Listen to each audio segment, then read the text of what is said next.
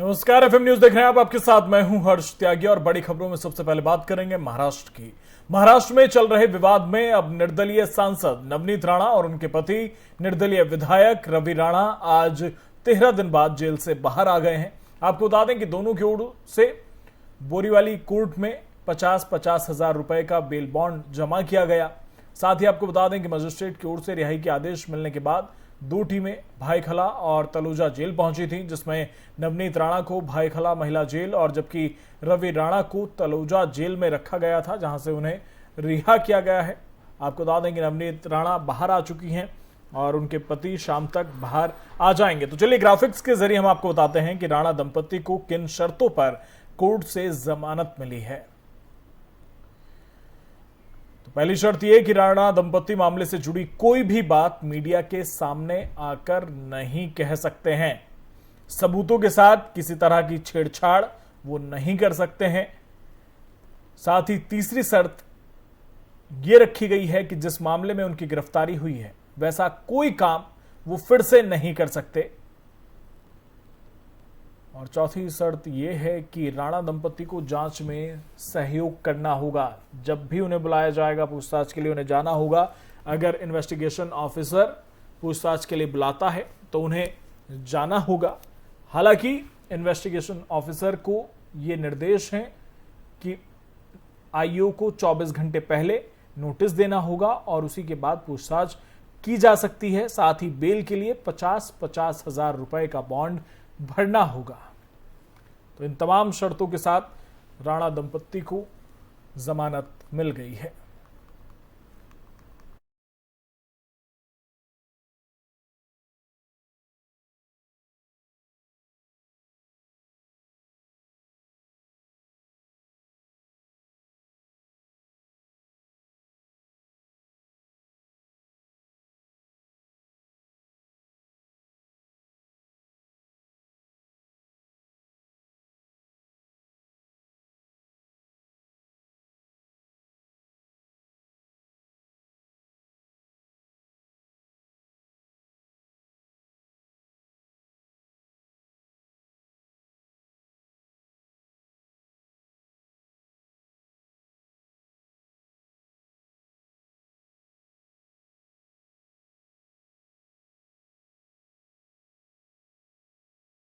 चुनावी रणनीतिकार प्रशांत किशोर ने आज बिहार की राजधानी पटना में प्रेस कॉन्फ्रेंस कर साफ संकेत दिए हैं कि वो राजनीति में एंट्री करेंगे। पीके ने बिहार के सीएम नीतीश कुमार और पूर्व मुख्यमंत्री लालू प्रसाद यादव पर निशाना साधते हुए कहा कि पिछले 30 सालों से बिहार में लालू और नीतीश का राज रहा है, लेकिन बावजूद इसके बिहार आज देश के बाकी राज्यों की तुलना में देश का सबसे पिछड़ा और गरीब राज्य है।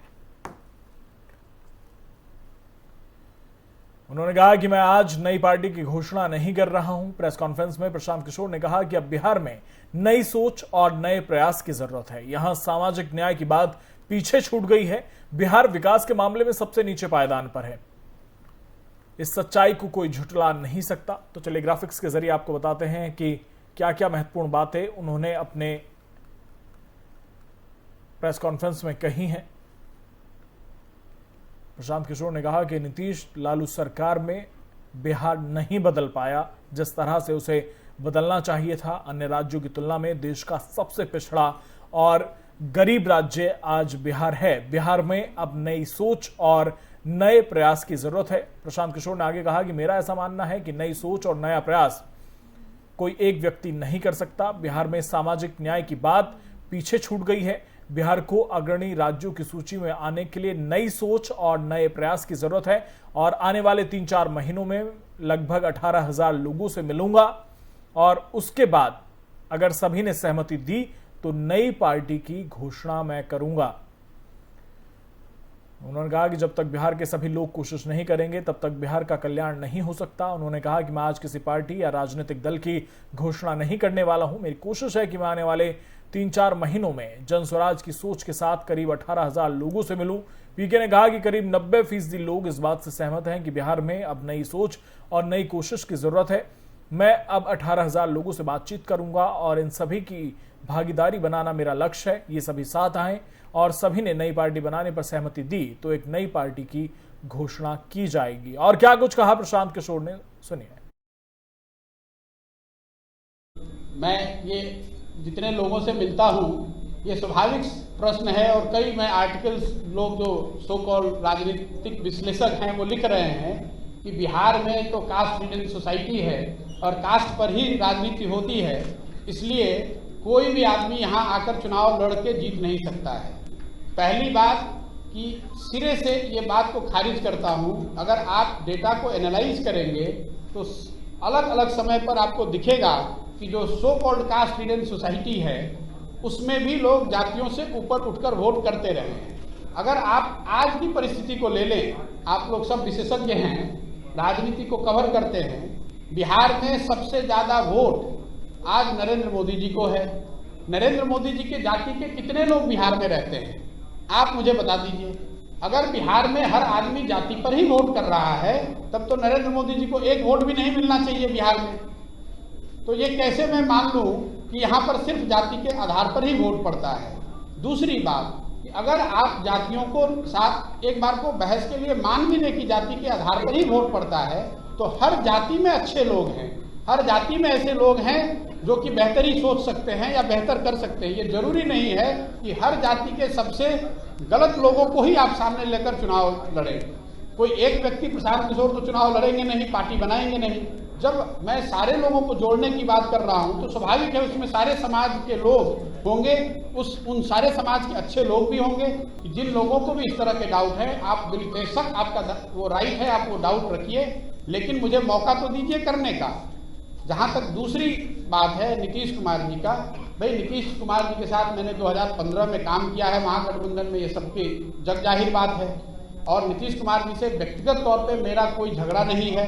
व्यक्तिगत तौर पे जो मेरा नीतीश कुमार से रिलेशन है वो भी, उसमें कोई हिचक नहीं है मुझे मानने में कि मेरा उनसे बहुत अच्छा रिलेशन है। लेकिन व्यक्तिगत रिलेशन होना एक बात है और साथ में काम करना या उस पर सहमति होना वो दूसरी बात है। कुछ दिन पहले नीतीश जी दिल्ली आए और उनके कोविड होने के बाद वो पहली बार दिल्ली आ रहे थे, तो मैं उनके घर गया, उनके साथ खाना भी खाया। कई लोगों ने कई तरह की बातें उसमें कही। किसी ने बताया कि मैं उनको प्रेसिडेंट का कैंडिडेट बनाना चाह रहा हूं, कोई कह रहा है मैं जदयू ज्वाइन कर रहा हूं। लेकिन मैं आज आपके सामने बैठा हुआ हूं, जितने वो स्पेकुलेशन की गई वो सब गलत साबित हुआ। देखिए, सामाजिक राजनीतिक जीवन में व्यक्तिगत शिष्टाचार, उससे हम विमुख नहीं हो सकते हैं। अब कल अगर नीतीश जी बुलाएंगे, यहाँ के मुख्यमंत्री हैं, जाना पड़ेगा, उसमें कोई दिक्कत नहीं है। लेकिन उनसे मिलने का मतलब ये नहीं है कि हम दोनों ने हर बात पे अपनी सहमति बना ली है या साथ में काम करने को तय किया है।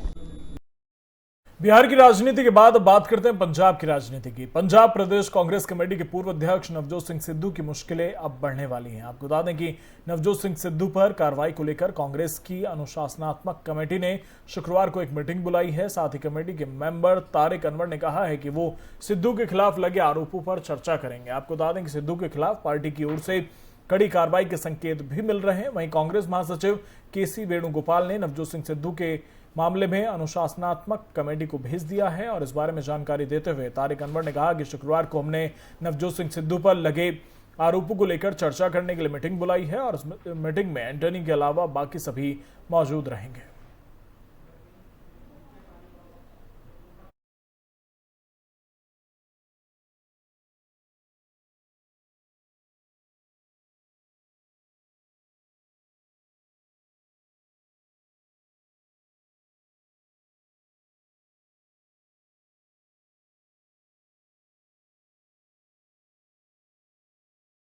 महाराष्ट्र में हनुमान चालीसा और लाउड स्पीकर को लेकर विवाद थमने का नाम नहीं ले रहा है। विवाद को लेकर महाराष्ट्र की उद्धव ठाकरे सरकार और महाराष्ट्र नवनिर्माण सेना के प्रमुख राज ठाकरे आमने सामने हैं। राज ठाकरे ने शिवसेना पर हमला तेज करते हुए पिछले दिनों दिवंगत बाला साहेब ठाकरे का एक पुराना ट्विटर पर वीडियो शेयर किया था, जिसमें शिवसेना संस्थापक ये कहते नजर आ रहे थे कि जिस दिन उनकी पार्टी सत्ता में आएगी, सड़कों पर नमाज अदा करना बंद कर दिया जाएगा और मस्जिद से लाउड स्पीकर हटा दिए जाएंगे। अब राज ठाकरे के इस वीडियो के जवाब में प्रियंका चतुर्वेदी ने बाला साहेब का एक और वीडियो शेयर करके लिखा है कि यह मूल वीडियो ये सभी सस्ती नकल करने वालों के लिए एक सबक है। जो लोग नकल करते हैं वे हमेशा एकदम नहीं बल्कि कई कदम पीछे रहेंगे। वीडियो में बाला साहेब कह रहे हैं कि मुझे बताया गया कि कोई मेरे अंदाज में बोल रहा है, शैली ठीक है, लेकिन क्या आपकी कोई विचारधारा है? केवल मराठी मराठी चिल्लाने से काम नहीं चलेगा। आप सभी के पैदा होने से पहले मैंने महाराष्ट्र में मराठी मुद्दे को उठाया था।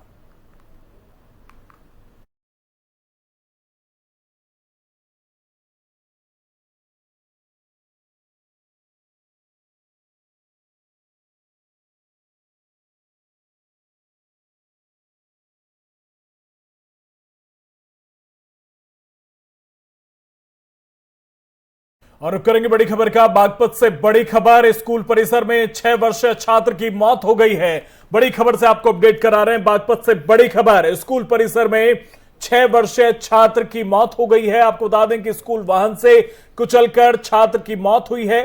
गाड़ी बैक करते समय यह हादसा हुआ। स्कूल पहुंचकर परिजनों ने जमकर हंगामा किया है। डीएम और एसपी को मौके पर बुलाने की मांग परिजनों ने की। तो बड़ी खबर से हम आपको अपडेट करा रहे हैं। बागपत से यह दिल दहला देने वाली खबर सामने आ रही है। बागपत स्कूल परिसर में मासूम एक छात्र की स्कूल वाहन से कुचलकर मौत हो गई है। ये तस्वीर हम आपको स्कूल की दिखा रहे हैं। बच्चे की उम्र 6 साल थी। बच्चे का नाम आयुष बताया जा रहा है, जो कि कक्षा 1 का छात्र था। दरअसल ड्राइवर गाड़ी बैक कर रहा था, तभी अचानक से बच्चा पीछे आ गया, जिसकी वजह से यह हादसा हुआ। वहीं स्कूल में पहुंचे ग्रामीण परिजनों की बड़ी संख्या में और वहां पर हंगामा किया जा रहा है।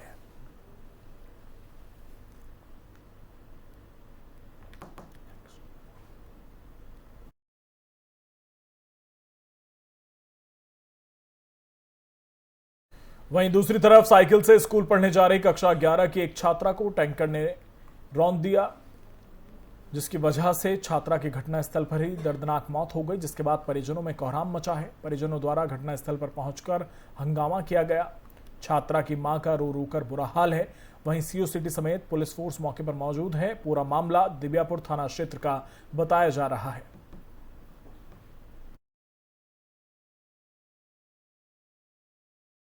तस्वीरें हम आपको दिखा रहे हैं, हादसे की तस्वीरें। पहला हादसा बागपत में एक स्कूल में हुआ। स्कूल वैन बैक करते समय एक बच्चा वैन के नीचे आ गया, जिससे उसकी मौत हो गई। और दूसरी तस्वीर औरैया से, जहां पर एक छात्रा को टैंकर ने रौंद दिया।